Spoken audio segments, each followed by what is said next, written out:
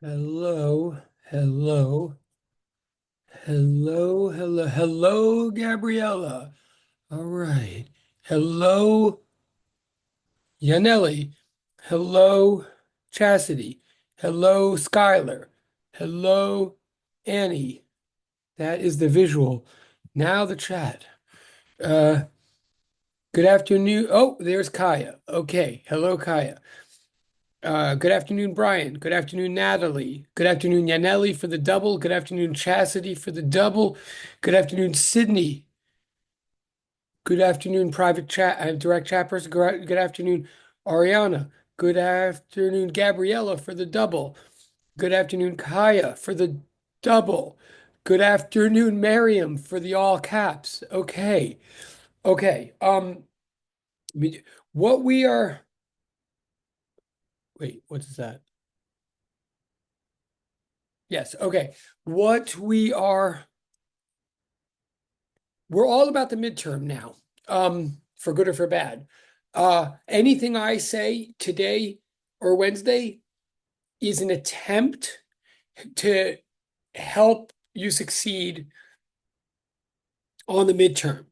I mean, serious, like anything I say in the next 2 days is relevant specifically to the midterm and it is meant to help.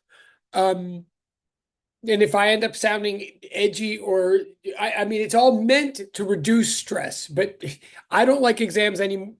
I don't love exams either. So they get me all sort of edgy. So I apologize about that in advance. It's if I don't mean to raise the tension in the room if I do accidentally. But so what we're gonna do in a minute or two, well, as soon as I finish making some overall comments, I'm gonna switch the screen share and start kind of walking through the practice exam itself. I am not going to solve everything. I- I'm not going to solve everything. I'm going to give a big picture walkthrough and give you I mean, I would suggest that you take notes. Hopefully it'll be very useful. I'm going to talk. I'm not going to be writing a lot of things down today. I'm just going to sort of walk through and say, oh, yes, you should watch out for this here, or you should interpret this way. It's partly just to make sure that you and I are on the same page of expectations about this exam. So certainly so in a minute, like I say, I'm going to switch the screens. I'm just going to sort of like walk through the practice test so that you and I both know that we're preparing the same document. Um, Wednesday, I'll be more detailed. Like Wednesday, I'll literally do a problem. Like I'll do a solution out, writing it. Again, even there, it's not an answer key, right? It's a sample solution. Each one of your solutions will be your solution. I mean, I will come to the same answer, but I hope you understand what I'm saying. So Wednesday, I'll do a detailed solution for one of the problems, and probably in the other section, I'll do a different problem. So then I'll post both videos. So, so that still won't be the whole exam for you, but it'll be an examples of how to solve these problems. Um, Part of what I'm trying to emphasize by doing this is, oh yes, the way to study is to get very serious about the practice exam. Your actual exam won't be identical to the practice exam, but it'll be close enough that if you do drafts of the practice exam, you could consider those like rough drafts of what will eventually be your final copy of the actual exam. Like they're not, when you study the practice exam, you're not just doing a bunch of random problems that will sort of be related. Like you're drafting, you're practicing the actual thing that you need to do. It'll be similar enough that yes, I can tell you that if you really understand everything that's going on in the practice exam, really, and like could explain it to a friend or explain it to me, then you're in good shape for the real thing. Um, um, I'm trying to say. But again, this is all sort of in spirit of, just to clarify, especially for people, who have that have never taken an exam with me before. Like, the good, you really want to view this as a paper or presentation kind of document. Like, the thing you're going to hand in next week is going to be long.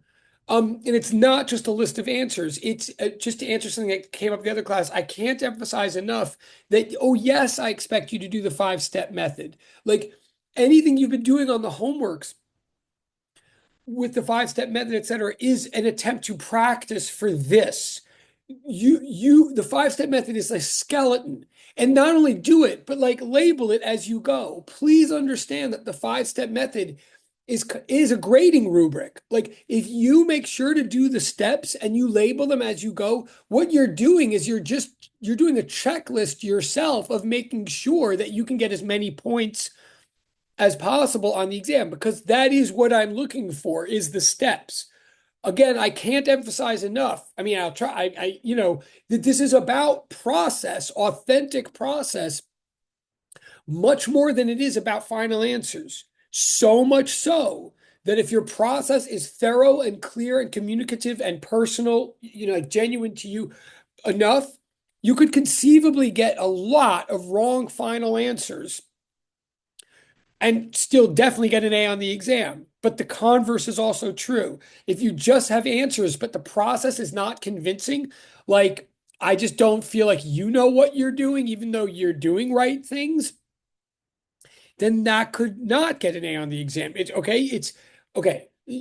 So all of that is to say, that's why my approach is, like, for this week, I'll try to show you as much as I can of what I'm looking for in this practice document. And if you're really with me and you understand what I'm looking for in the practice document, that's totally going to correlate to the actual document. The actual document just won't be that different.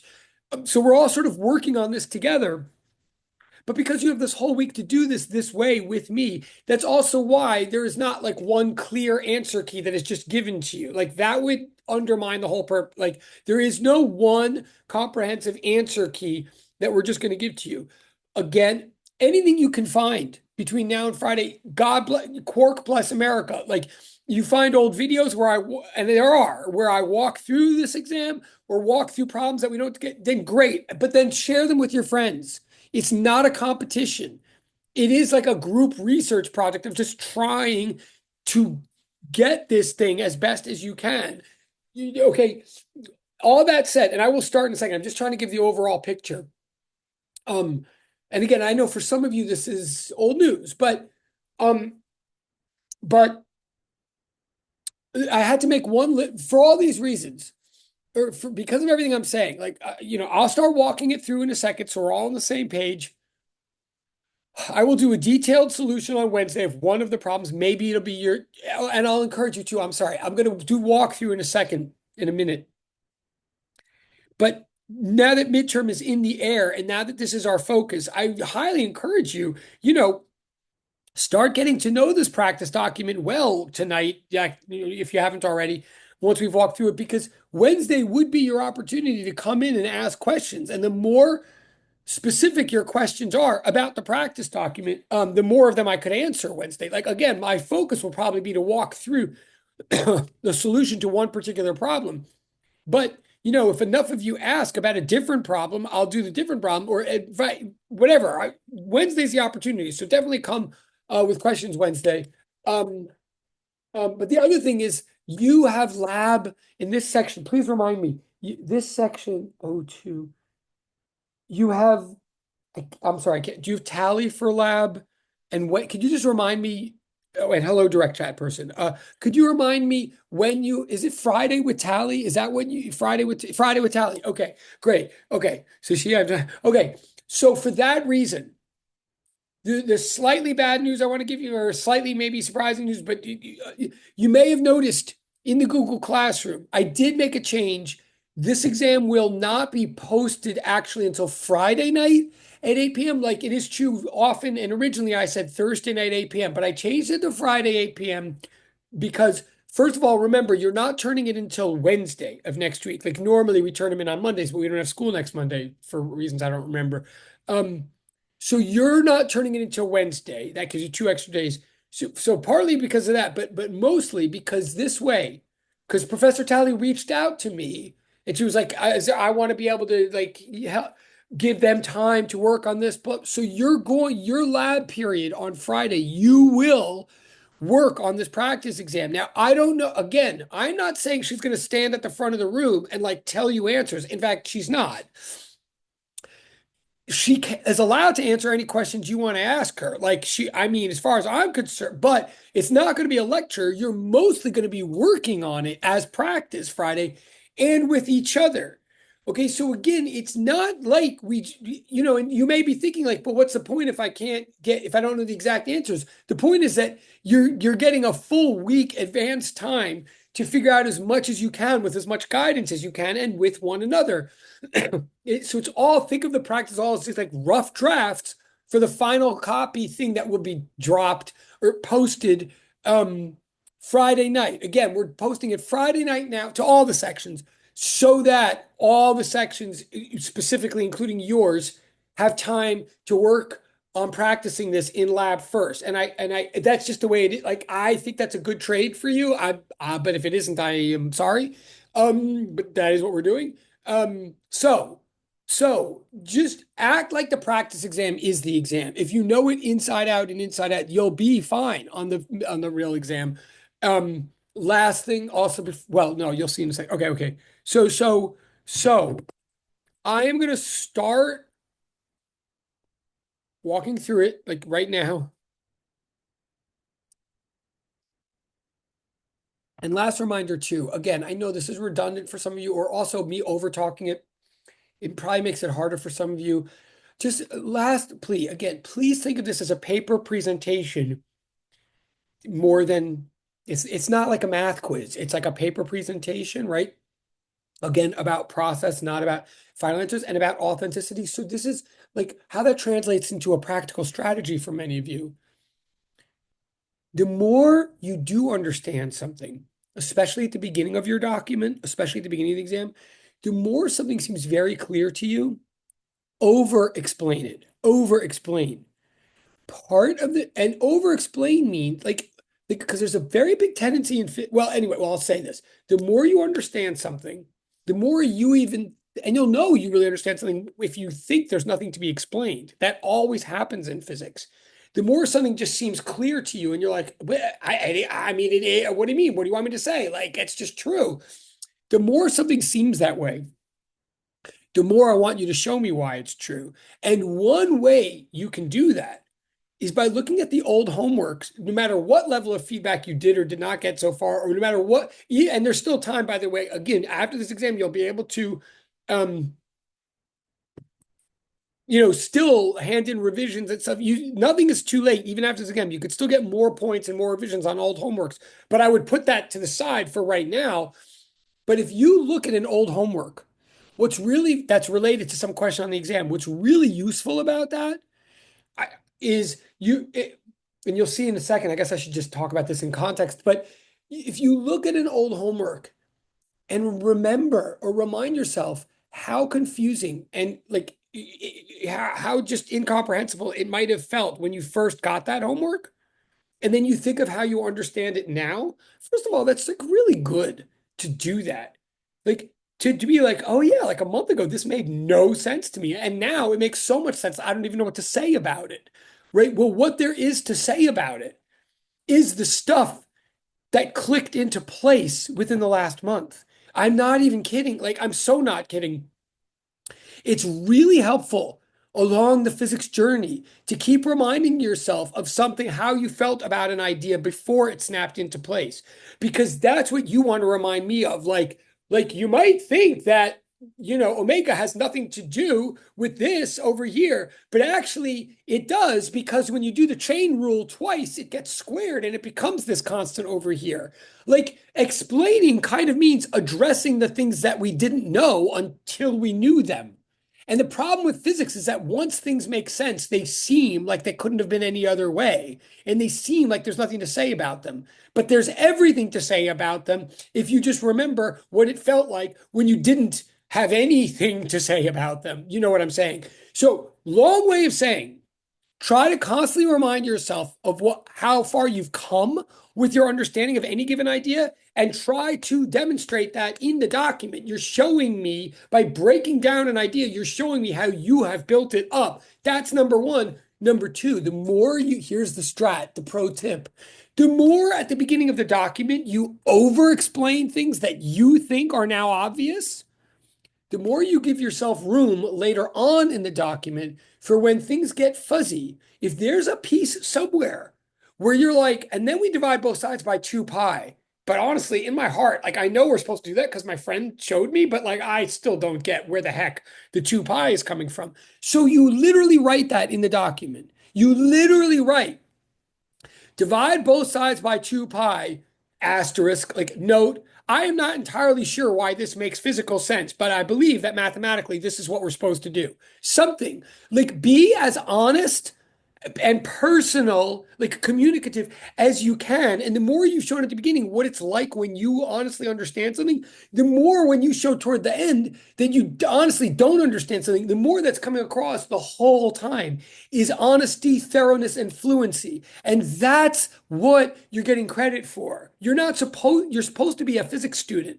You're not supposed to be a physics Nobel Prize winner, and neither am I. Do you know what I'm saying? So it's a journey, it's a process. You get my point. But I encourage you, especially when you're practicing in the lab on Friday or with your friends like on Discord, whatever, when you're practicing a draft, literally write out, I do not understand this because the pro tip is that the more you actually write out why you don't understand things, it's shocking how understanding will start kicking in once you write it. When you write, you divide both sides by 2 pi.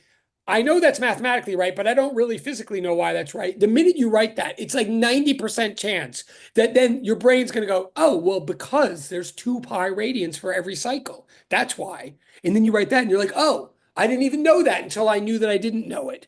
So it's a think of, you get my point. Overshare, overshare in your document. That is the goal. Now, kind of like I do. All right, so now wait.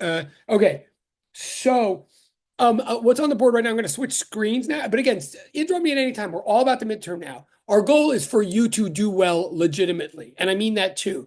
If I talk about the midterm for 2 days, it's not to scare you. It is to try to increase. So when in doubt, assume whatever. You get my point. But so what's on the board right now?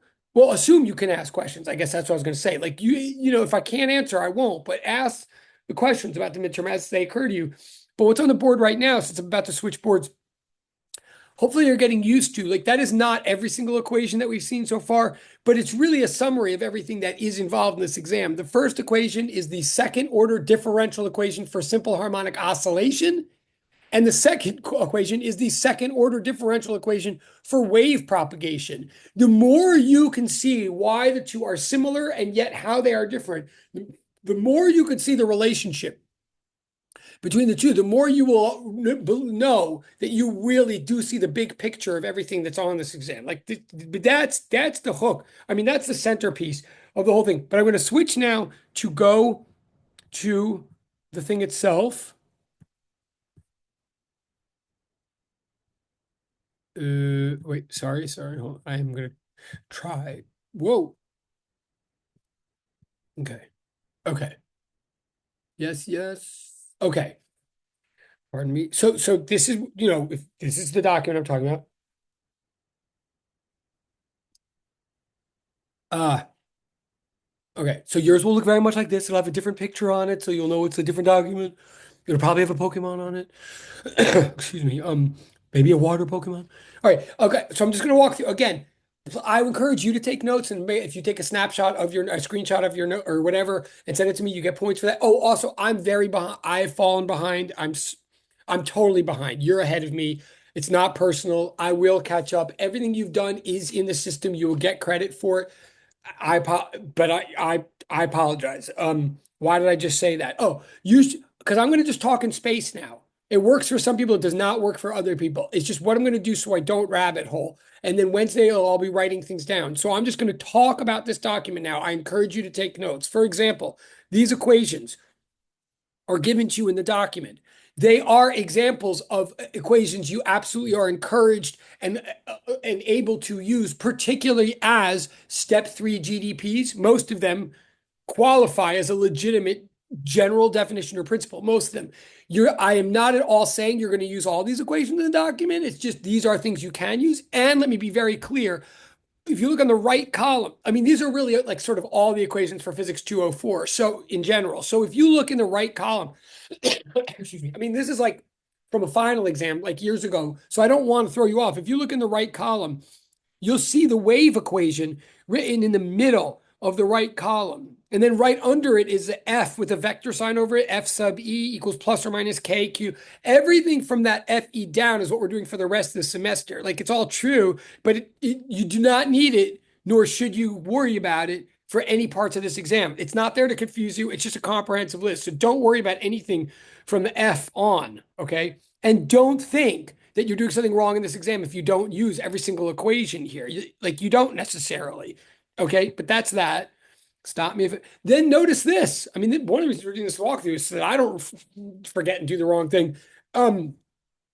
You will get choice. You will. You notice that this thing said you have to solve the last of the it gave you choices.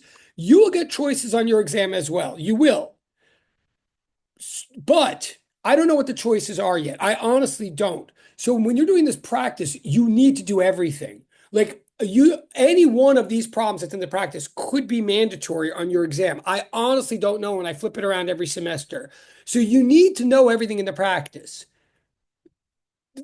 But then by the time you get to your actual document, I just can't, we just don't have time to make documents that long. So, I mean, they're already going to be very, so you're going to get choices. You can rest assured that your exam will be shorter than this entire practice, but you get my point. All right. So I'm going to go on, but you got to know all of it, all of the material. Okay. This first problem. First, now again, I'm doing a walkthrough here. If it really freaks you out, or if you want to put in the private chat, like I need you to be writing things down, like let me know or something. But other than that, you should just be writing down whatever I say. If you go to this first problem in the practice, um, okay, the first thing to notice, you might it starts talking about electricity. This happens in physics all the time, and believe me, it used to happen to me as a student. Like if you right away see like electrical current, you might even know that we're eventually supposed to talk about electricity in this class. So you might have a reaction like, "Wait, what? We're supposed to know electricity for this exam? What? No, you're not. You don't have to have any prior knowledge of electricity for this exam any more than do you need to know anything about the weather to take this exam or take this class. But you might remember that that is a signal. This problem is exactly like homework 3, is what I'm trying to say.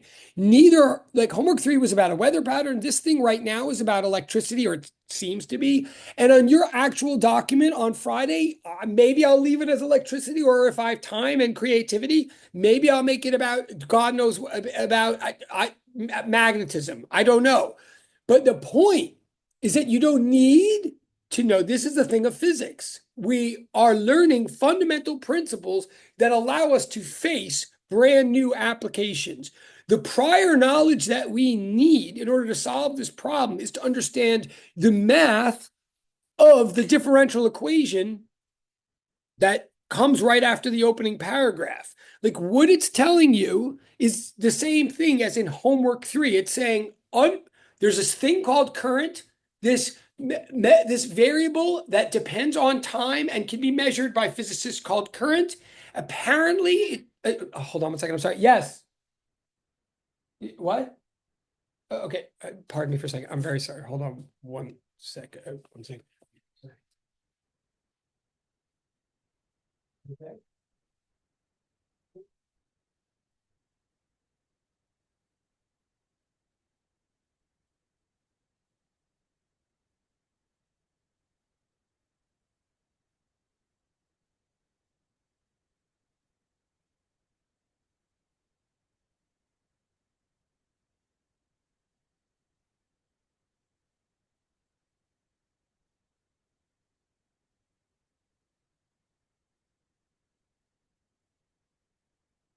So sorry. Okay, that was totally legitimate, actually. Okay.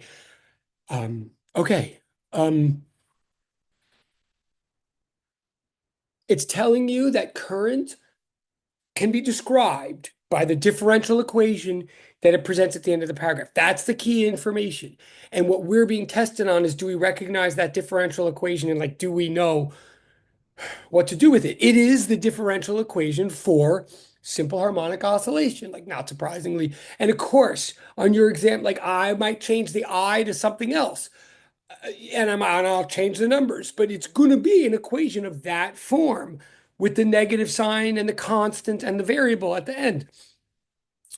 Okay, so that's the first thing you what was I gonna say? So this is just like homework 3. And again, let me say, it might be, but I already made the point. Go back to homework 3 and don't just look at the answers and what you did, but like literally ask yourself, do I remember what it felt like when I looked at this and it all looked like nonsense? And if you realize that, and maybe that's not true for you of homework 3, but it's really important to me. I do this in my work, in my life all the time. If you find any place in any of this where you can remember how it looked like gibberish and scared you and you thought you totally couldn't do it, and then now you get it, like whatever it is, even that differential equation. If you remember a moment, and I'm not saying this example is true for all of you, but I am saying that for each one of you, there's at least one example of the following. You look at something, you remember the day that it looked like nonsense and you couldn't imagine what it was like to make any sense of it. And then you remember the day where it started making sense and you remind yourself of that, that life always goes that way, that somehow all of this stuff is going to come together. Like that's a faith thing, but it's like really important to watch that in yourself in order to keep going forward when you hit something hard. Maybe this is not hard for many of you, but when it is, anyway. All right, so you look at that equation. You look at that equation, um,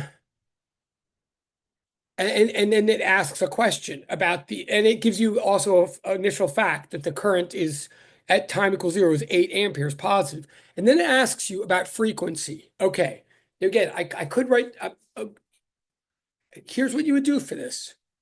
Step 1, DFP, you would draw a diagram for sure, even though, or especially because there is no diagram here. We need a diagram. My recommendation, now this became a big discussion in the other class like an hour ago, whatever. My recommendation is you make a cosine graph, just like I believe you did at the beginning of homework 3 or at the beginning of certain exercises in homework 2. I would make a cosine graph where time is on this axis and current, I is on the vertical axis. And so you have two axes that are clearly labeled, current I measured in amperes and time t measured in seconds. And then you have a clear, like the 3 requirements of a physics graph, 2 labeled axes, 1 clear shape. It would be a cosine shape that crosses through the x-axis, like cosines do. And then at least 1 point, 1 reference point labeled to indicate scale for the graph. What would that point be? It'd be the y-intercept. The y-intercept is positive 8. So I would present that graph right away before going any further.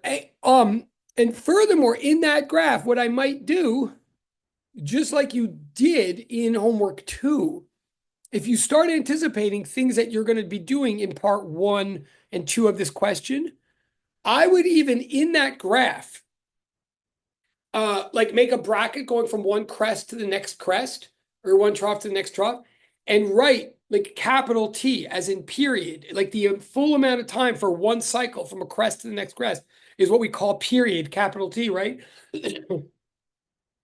And you might write that in like next to it or something, right? Omega equals 2 pi over T or something. I mean, that is one of the reasons I'm not writing it. That's a sample. It's an example of something you might do. You do it your way.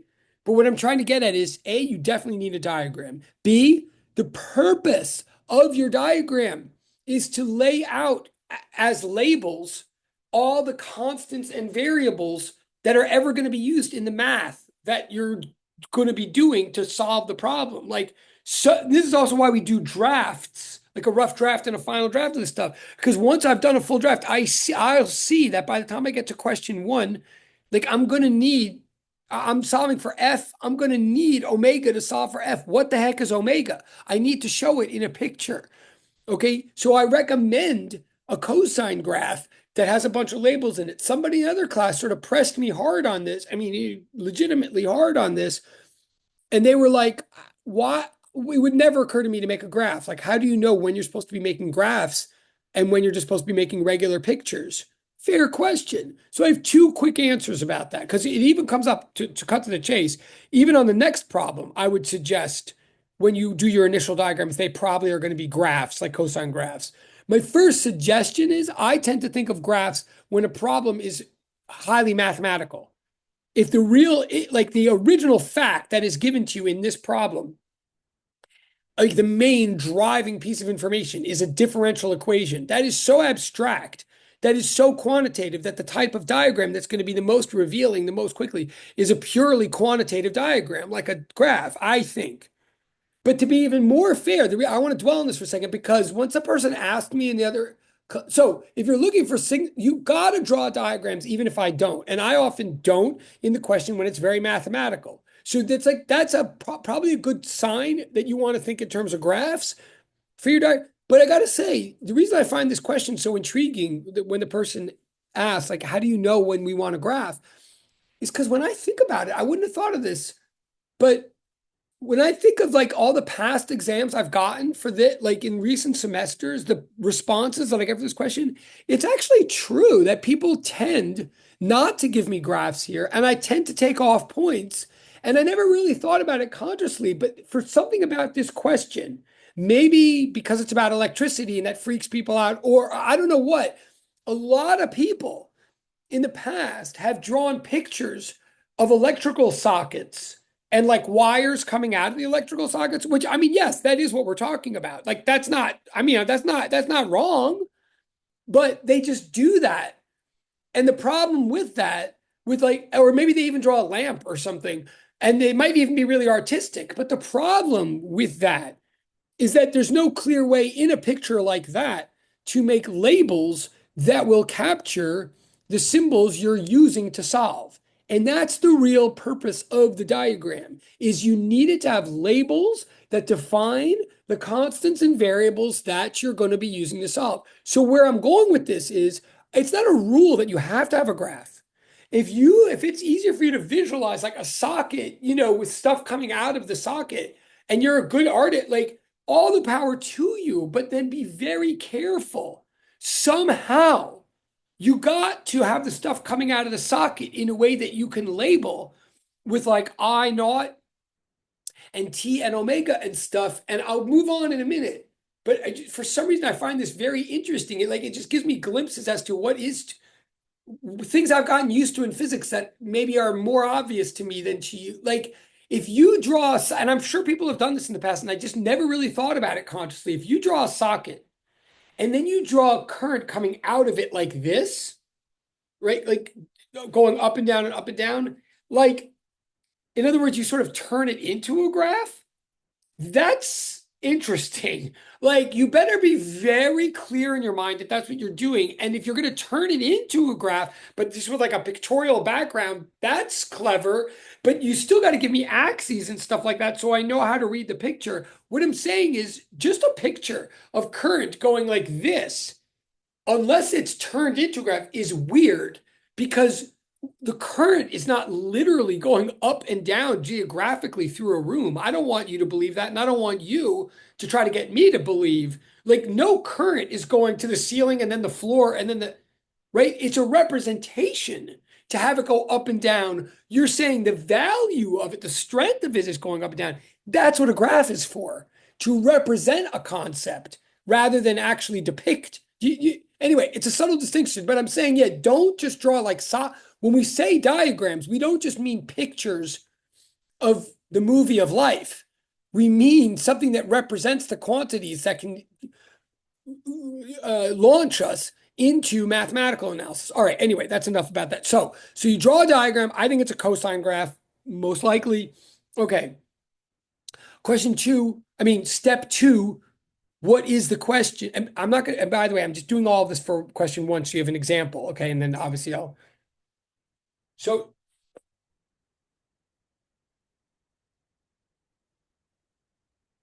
one second. I won't do this for every question. I just think the question one is emblematic. Um, okay, so step two is what is the question, right? What is the question? The question is F equals question mark. I mean, that's the question. What is the frequency, the standard frequency of this thing, right? Now, step three, this is worth me talking about in my experience. Step three, GDP. What do you put down for a thing like this? Oh, and notice I am doing the steps, and you will do them for each question. As you proceed through the document, more and more of the steps might say see above, but we're at the beginning of the document now. So we're over explaining as I'm doing. So step three, GDP. What I would do, what I want you to do is some version of the following. Say something like, in general, if d2z dt squared equals negative omega squared z, or even better, like in general, if z stands for any measurable time-dependent variable, like something like that, like if z is some generalized time-dependent variable, then when d2z over dt squared equals negative omega squared z, or even better, when d2z dt squared equals negative constant times z, then z equals z naught cosine omega t, or z equals z naught cosine of square root of the constant times t. And you explain why, as I'm about to, like you take two derivatives to show why. Again, I'm saying this in my words. You're going to say it in your words.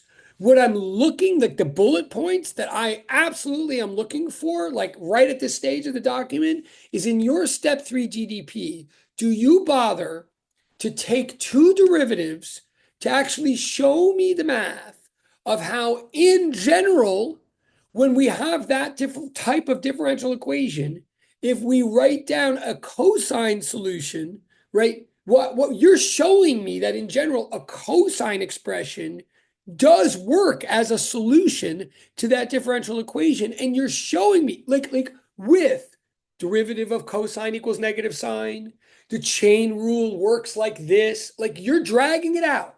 You're hitting an ant with a sledgehammer. Like you're explaining to me that if I do z naught cosine omega t and I differentiate it twice, I'll get d2z dt squared equals negative constant times z. So you're showing me two things. You're showing me that anything that is described by that differential equation does oscillate harmonically, i.e. cosinusoidally in time.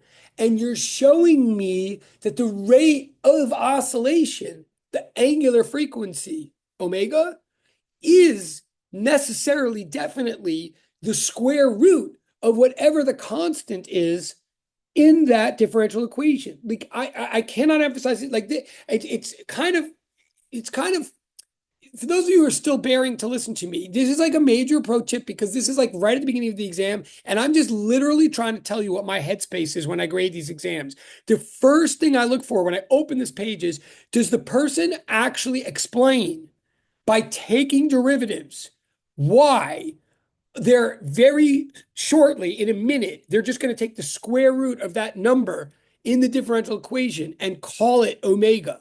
Like, do you see what I will go on, but I'm saying two things at the same time. I'm saying one, what you actually have to do to solve this is pretty simple. You just really have to take the square root of that 1.44 pi squared times 10 to the fourth number. Like for all the gobbledygook and electrical current and differential this, like the thing that you're going to really do is just take the square root of that number, and that's going to turn the crank for the rest of this problem.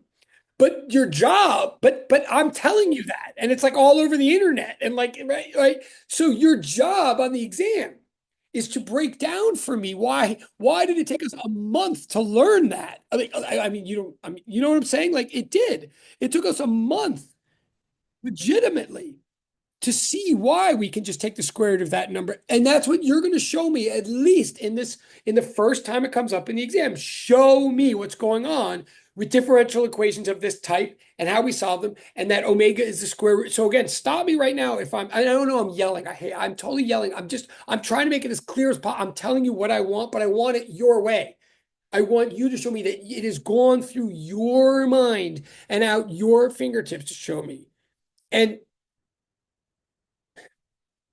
I'm just literally picked anyway. Okay. So in step 3 GDP, and I'll know that you know, and here's one way. One, if you're following what I'm saying, and I will move on, but if you're really following what I'm saying, pro tip, like meta pro tip of like how you could do what I just said, but in a way that showed that you were doing it, not me. Simple example of how to do it is every time I just said Z, forget Z, change it to something else that we've never used, like Q or something. Like if you even just did that, if you were just like, let Q stand for any arbitrary, measurable, time-dependent variable. Now, if Q, blah, blah, blah, blah, blah, then blah, blah.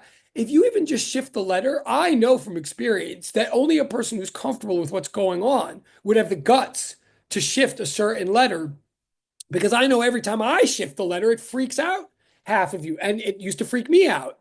You know what I'm saying? So just changing little details like that.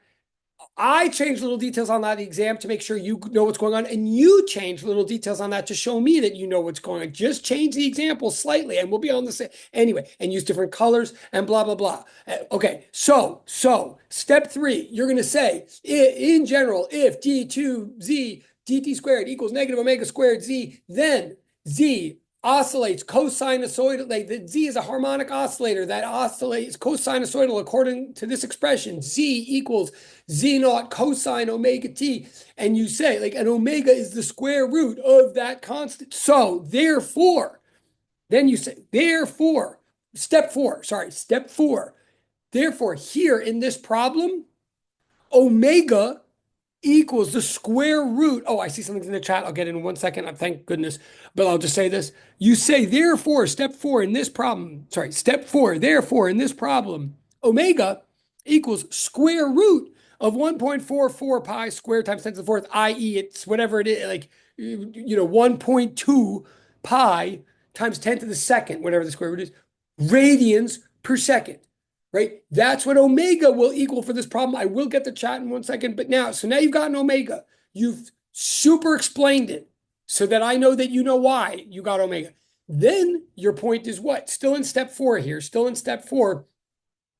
There, now F, the thing that we're looking for, standard frequency, equals omega divided by 2 pi. Explain it.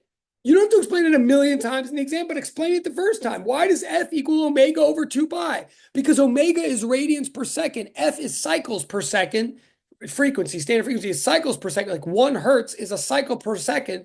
And there's 2 pi radians per every cycle. You could literally do the unit conversion right in front of me and cross things out. That would be beautiful. Or you could say it in English, whatever.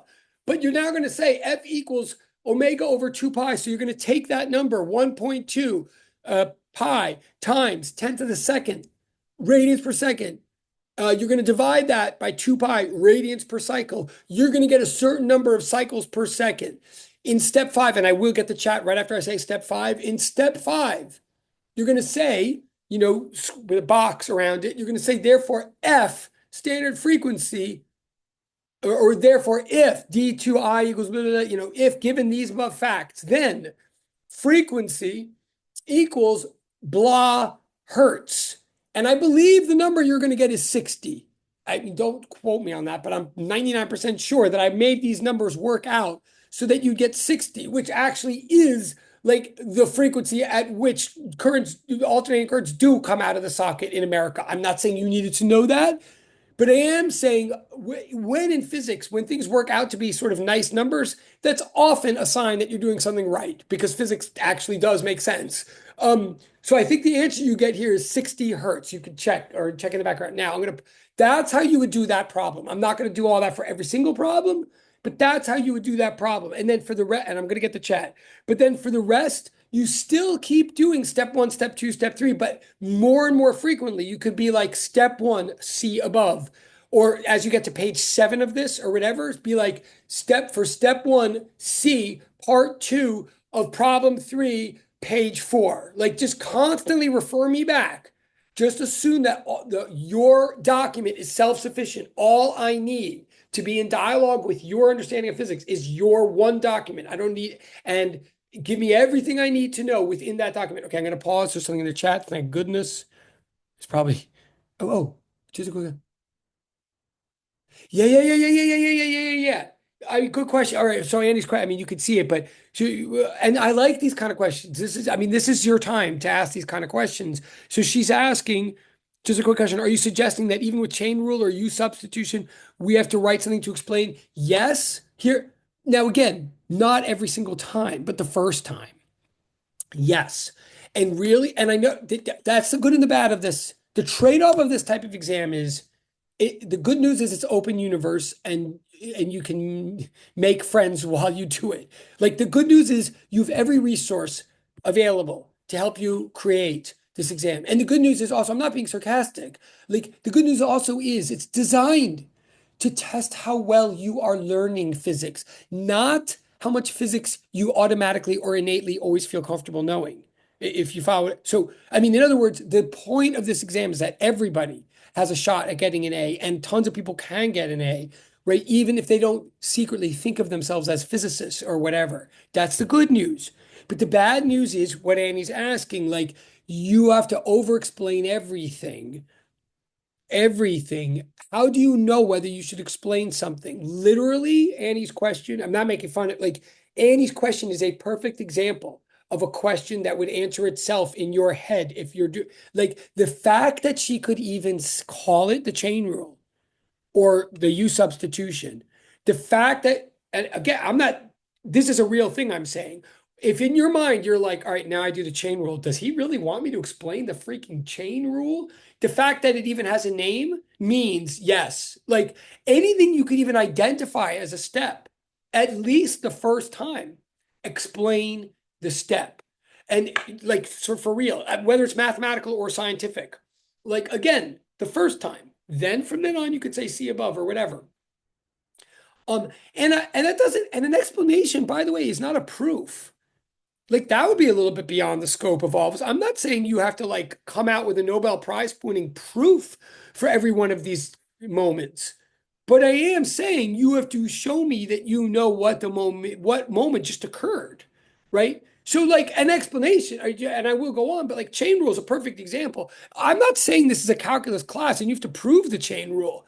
What I'm saying though is like the mere fact that Annie said it's a chain rule means there's something she just did, or whoever, right? It means there's something you just did that like works in other problems besides this one. It's like a tool, right? So to explain it, if nothing else, just means presenting what it is that you just did that could have worked in other problems and then applying it to this problem.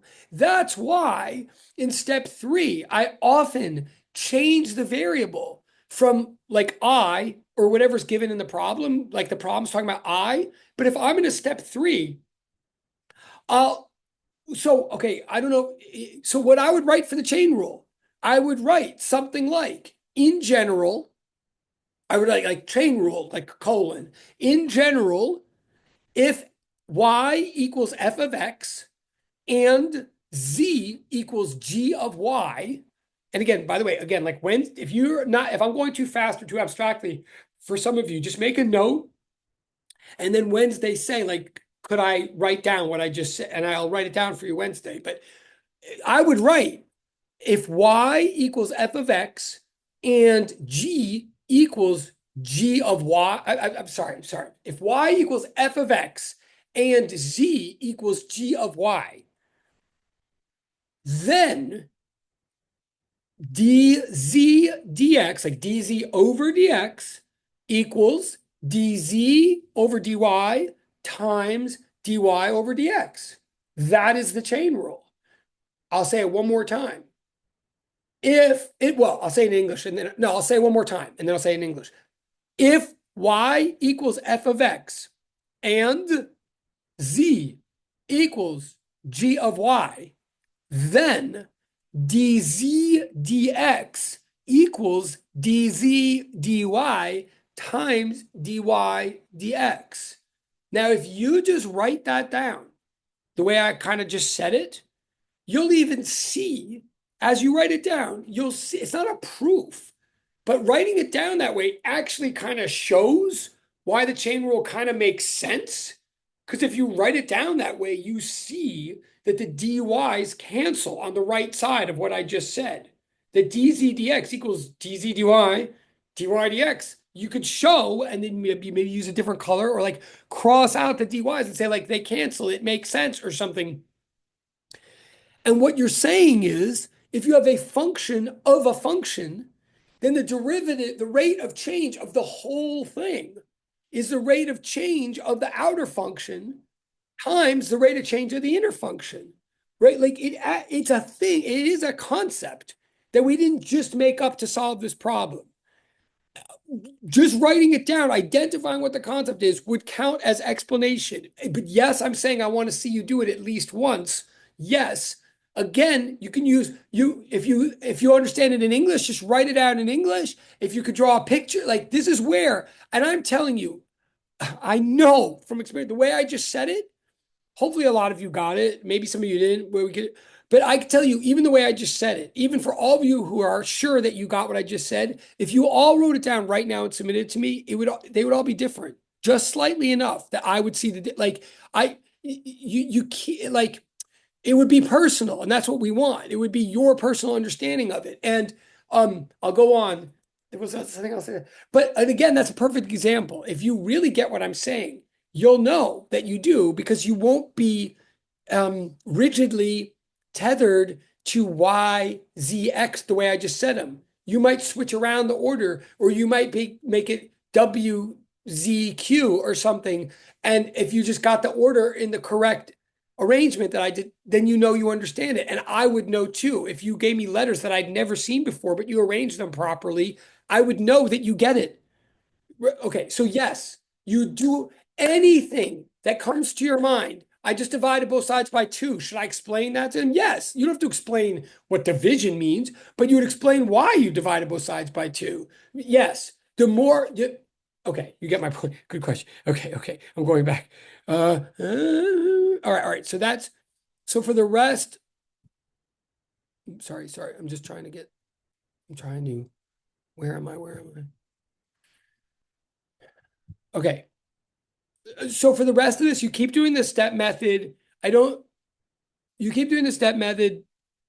One also pro tip or hint for this first problem, I'm looking at the time. The whole first problem is about harmonic oscillation. It is not about waves at all. It's about harmonic oscillation. So it's about like I equals I naught cosine omega t. In everything until the very last bit, phi can be assumed to be 0. Like it's not focusing on phase constant or anything in this problem. Like the phi is not an issue in this problem until you get down to the very last, the true or false, which is called problem 6 because there used to be a 5 and I took it out and I didn't, and sorry, it's a mistake. It should be 5, not 6. I'll fix that in your exam, hopefully. But when you get all the way down there, then you see a function that has a phase constant in it, 3 pi over 2. Sorry. Yeah. And there too, true or false, again, you're just doing the same thing that you sort of do over and over again in math homework in homework number 2. Like you want to take 2 derivatives of that function and see whether you get the differential equation that I just scrolled up to, right? You want to there's no way to assess truth or falsity of that without taking 2 derivatives. That's what you do, is take 2 and show me. Don't assume automatically that just because it says sine rather than cosine that makes it wrong.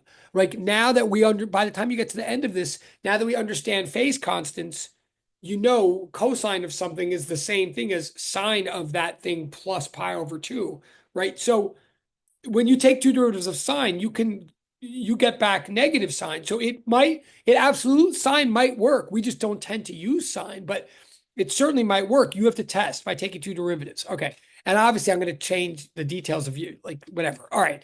Then you get to, I'm still open to questions, but I'm going to move on. Hold on one second. To problem two is very similar to problem one. Okay. Uh,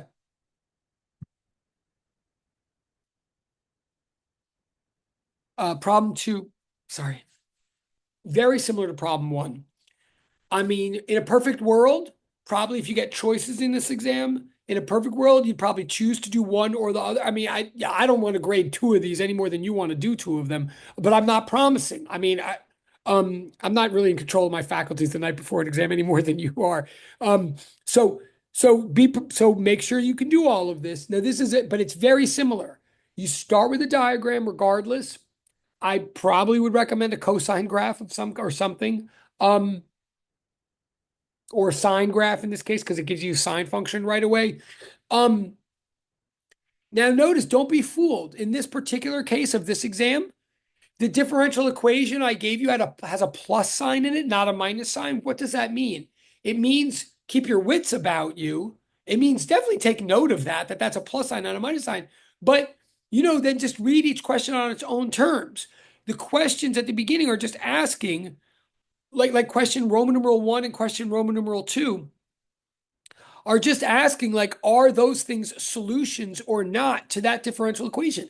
What does that mean? It means keep doing the same thing you did in homework two. Just take the expression and differentiate it twice carefully with chain rule, with whatever.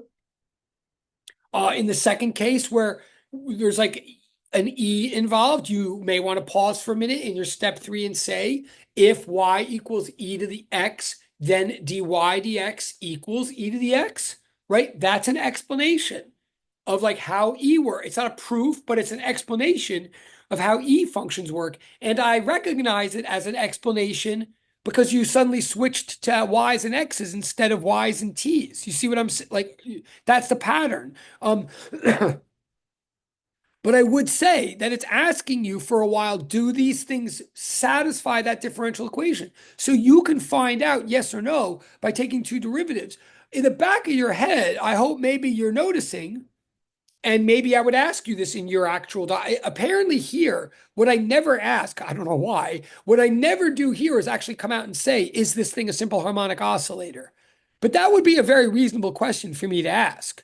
Is this thing a simple harmonic? Like, let's say you even get yes, that the sign does fit that function, or yes, the E expression fits that function, like then I could go ahead and ask, okay, so it fits the function. Okay, so this is a solution to that differential equation. So it like works mathematically. Is the whole package a simple harmonic oscillator? And you would say, no, it is not.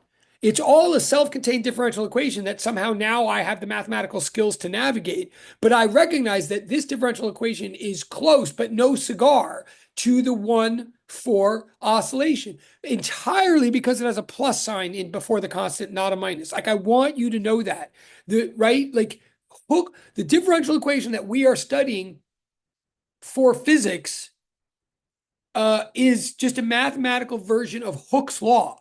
Like our differential equation is a blown up version of F equals negative kx. The negative means we're always restoring back to equilibrium. If you change that negative, you don't change how any of the math works, but you now don't have an oscillator. So I'm just alerting you. That's just like a pro tip. If you're still, that's a reward if you're still paying attention. Because if I'm paying attention this Friday night when I post your actual exam, if I'm paying any attention, I will certainly, if I remember, throw that question in somewhere in here. Or I'll change it and make it a negative sign. Like that's what you want to be alert to. Also, God, I'm yelling. Sorry, I don't know why. It's partly Zoom that I do this. I just feel like because it's like crickets in the screen. I've been influenced by too many YouTubers from your generation. They all yell. Sorry. Um, I caught a shiny. I caught a shiny. Okay. What I'm trying to say also is that in the differential equation, uh, uh, you'll note it in the one that's given right here at part A, it says R cubed over KQ. So okay, so first of all, that whole thing might look intimidating. Like you might be like, what? KQ? R, what? Well, it means something. It's coming from physics. It's a thing. But again, you don't, all you need to know is that that's a bunch of constants. That's what we're trying to get used to. Like, if you recognize that they are a bunch of constants, so together they make one constant, that's what you need to know. Specifically, do not let the R cubed throw you off your psychological game. It's cubed, but it's a constant. A constant cubed is still a constant. So it doesn't change.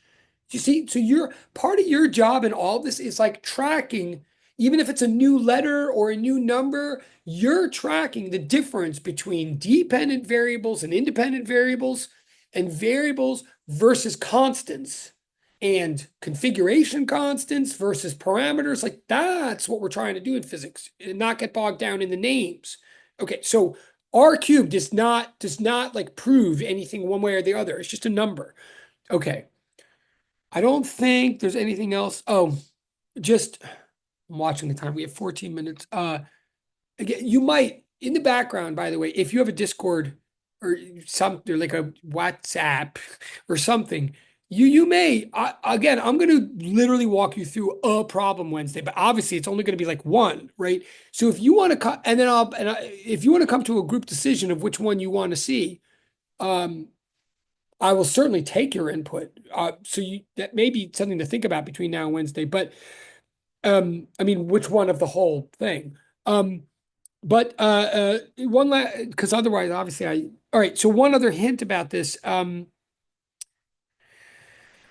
When it says two, like what's the impact that the imaginary constant seems to be having on our ability to solve the differential equation for harmonic oscillation? The thing I'm getting there, and I want there's notes on this. You have a PDF on this, but I want you to recognize that I cycles in stage in four stages just the same way sine and cosine do. That's the bottom line. Like, right, that I to the 0 is 1, I to the 1 is I to the 2 is -1, I to the 3 is negative I to the 4 um is 1. It cycles just like derivatives of sine take 4 stages to get back to the original sign. That's right. So I helps ensure that we get a negative sign where we need it from, and therefore I allows E to solve the differential equation for simple harmonic oscillation. Like, now you have to put that in your words and all that and look back in your notes, but that's the basic thing that I'm looking for, is that I cycles in the way that is necessary to take care of the negative sign in an exponential function. Okay. The next one is definitely not a harmonic oscillator. Like, that is that it's definitely not. And hopefully by the time you practice this, you'll see why. But okay. It's 4:08. I'm just going on. All right. I will admit, wait, okay. I'm gonna scroll. I'm gonna go out of order for a second, just because I know we're gonna get cut off in 11 minutes. Like, this one is the most open-ended. Like, this one is the most open-ended. Like, it's the most essay-ish of the whole test, where you have to provide a bunch of stuff and you have to walk me through and provide an explanation. That's why there's sort of a grading rubric like provided, because it's the most free form of all the questions. I will tell you that for this one, not only did I absolutely like, this is a lecture that I gave, like there definitely is a tape. I mean, a video from our semester where I walked you through this one. I believe the video is called Stagger or Staggering. Yeah, I think it's called Staggering. Very cute, right? But I think it's called Staggering. That's the video from our semester that you want to watch me walk through this. But I guarantee you, I've walked through this in great detail in past semesters, and often it's called like midterm problem 4. It's always problem 4. Okay, so I'm gonna not. I may walk it through you for you on Wednesday if you want, but there's definitely videos on this. Um, and it is the place, whatever. For some of you, it's the most comfortable to do because you have the most freedom, but it's also the most risky in a way, because like you have to cover a lot in your freedom to get it right. Okay. But so going back to this, oh, and the last one is Doppler effect. I mean, we could keep talking about that Wednesday, but I will just repeat about I hate the way this problem is phrased. I've got to fix it. I know the problem is phrased so open-endedly, but I think I've also made very clear at this point, your job in a Doppler effect problem is to be able to solve all four cases and really show, okay, the punchline of a Doppler effect problem. Like I've solved at least two cases for you. I believe that that is enough that you can practice on Thursday in lab on Friday. You use the same method, make sure you can solve all four cases without difficulty. And I'm telling you right now that the punchline really is that you get four different answers for the four cases, but more specifically, and two of the frequencies you'll get will be above the given frequency, like in this case, above 800. Two will be below.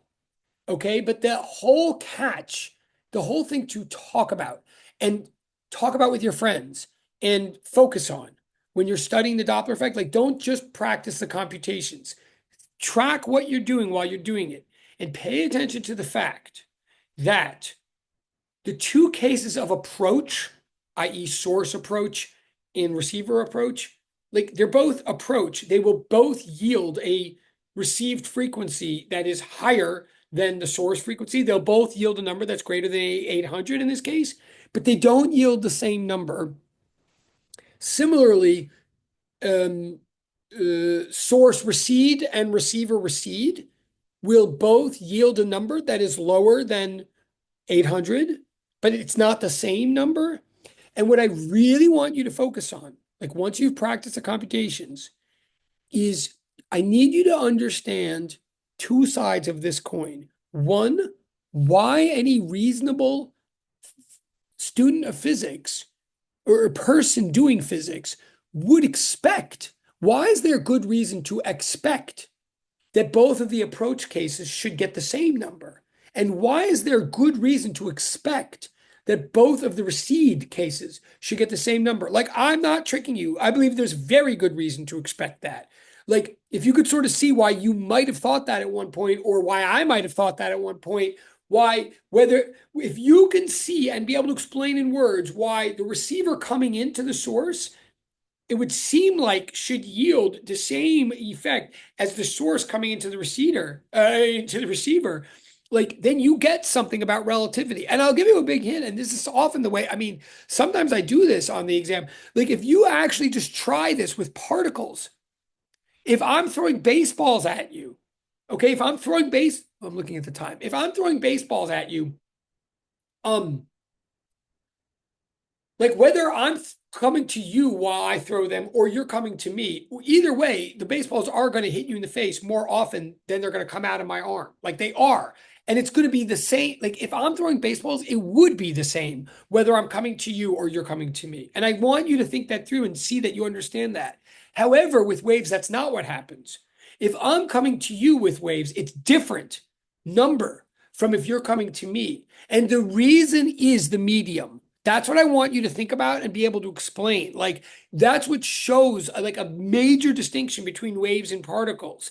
That it's not about whether you're coming to me or I'm coming to you. It's whether I'm going in through the medium or you're going into the medium. Like there's a third party involved. I'll just leave it at that, but that's the key to be thinking about for that problem. So back to the third, I know we have 6 minutes.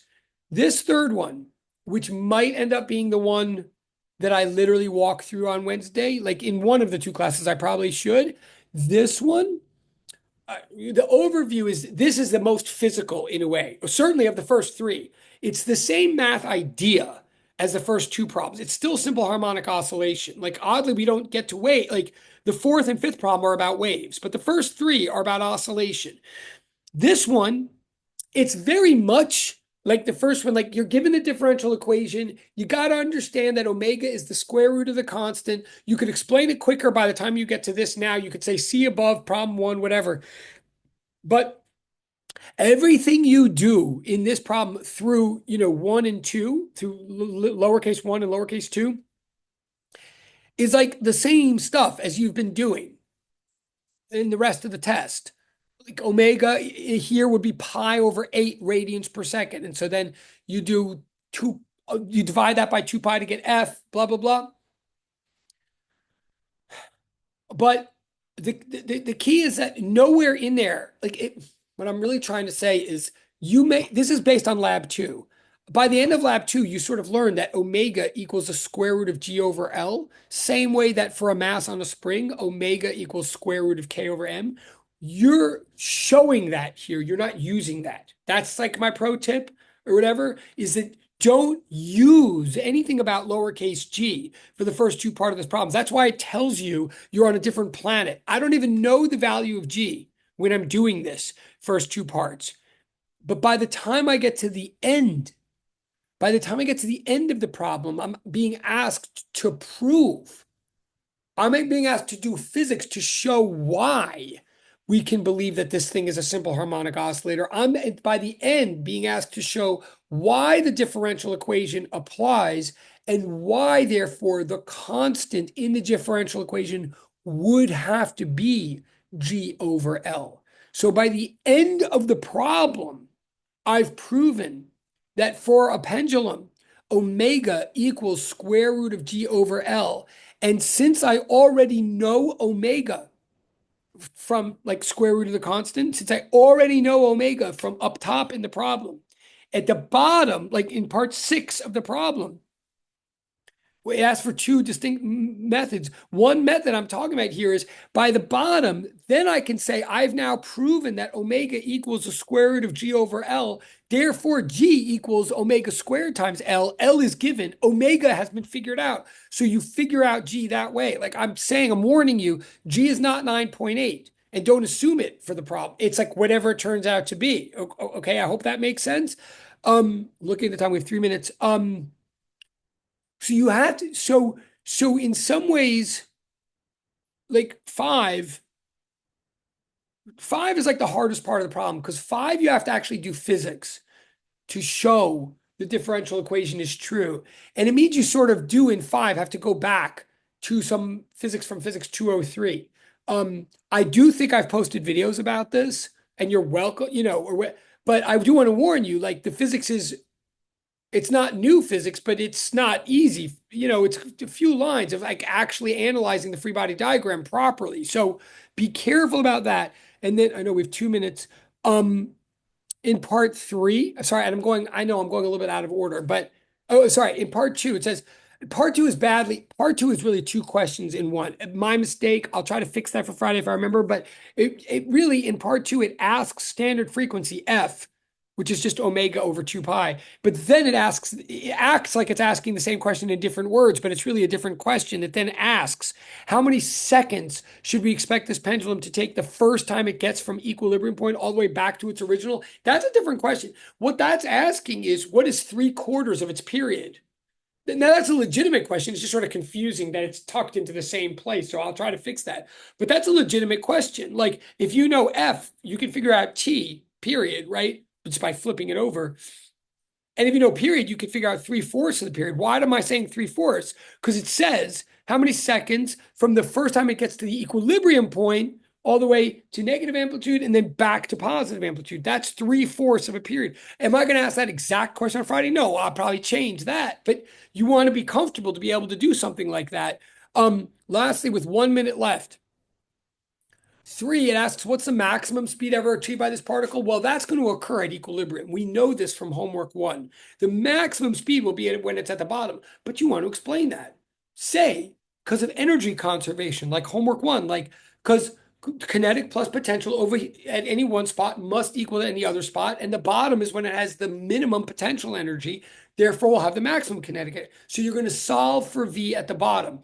That's not a joke. That's physics. I might walk you through that on Wednesday in one of the two videos, but like, I just wanted to alert you that that's what you're trying to do. I think, sorry.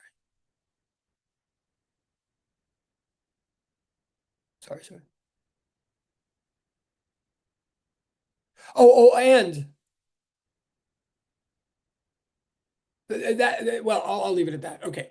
Um, okay. So that's 4:20. So collect your question. I hope this is helpful. I will see you Wednesday. Thank you for your patience. And I'm still here for a second if there's any questions, but I'm going to stop the share and the recording stop. Thank you. Thank you. Have a nice day.